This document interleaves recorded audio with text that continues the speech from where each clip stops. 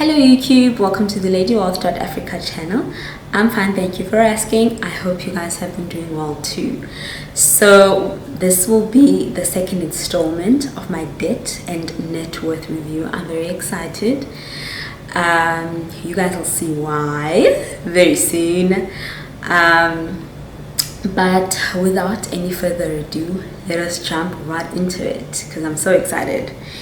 So in January, right, the debt on my property stood at 655,683 rands, and now in February it's standing at 654,169, which is, you know, standard. It's to be expected. It didn't go down by a lot.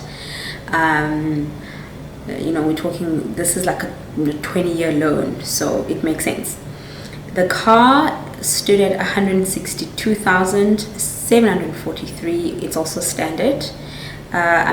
So now it's currently at 161,152, which is also standard in the sense that I'm still at the phase where I'm primarily paying off my interest.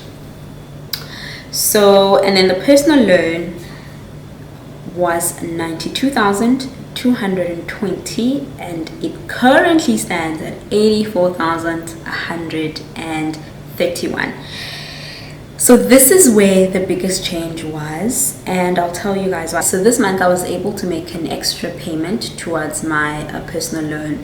The payment that I made actually matched the monthly debit order from my account, so that's why you see quite a huge gap, almost, you know, just shy of 10, like 8,000 roundabout kind of difference, right? And I'm really happy that I was able to do this, because really my personal loan is the one thing that gives me a headache of all my debt, and then the car loan after that. So yeah, and oh, one other thing I actually did was, one, I paid for my January installment.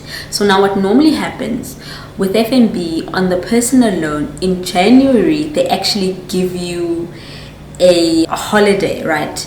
Because, you know, January is tough and people don't have money in January. You know, they have to take their kids back to school. It was after December and all of that stuff.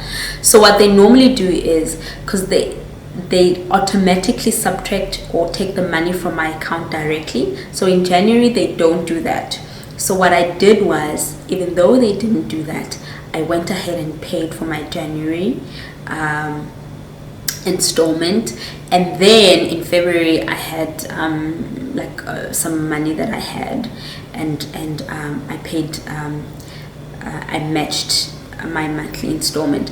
Now remember, even though they give you a holiday in January and you don't pay, they will still charge you interest rates for that month. So what will happen is you'll see that your debt from December to January increases slightly, because they gave you a holiday and you did not, you know, decide to actually, you took that money and you put it on other things. So remember that some banks do that. In case your bank does that, always ensure that you even though they'll give you a holiday, you make that payment. With that said, if you leave the extra money that I put towards my personal loan, I'm actually 2 months behind, because the 2 previous Januaries I used the money when they gave me a holiday for other things, right? It was before I was wise enough to know that I need to save for January. So always in January I didn't have money and I was stressed out, and I used the money for other things. So I need to catch up on those 2 installments, and hopefully things will be better. So that's why I was very excited at the beginning of this video. Again, my credit card is still the same amount. Let's not talk about it. Let's just leave it as it is. So yes, my BCM rates went up again because I did not pay. Right, actually it's not that I didn't pay. I did pay this month for January, but I did miss December and January, so that's what happened. My student debt, which stood at 7,000 in January, is down to 5,000 rands.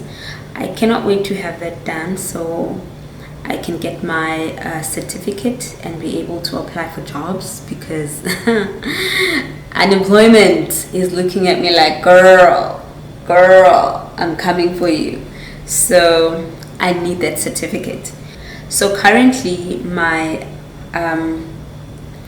debt is standing at 970,178, and so the difference there was just above 12,000 rands, which is still not great considering when I calculated it, I needed to pay about 22,000 approximately a month.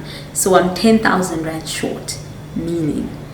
So now if we look at my net worth, obviously I have kept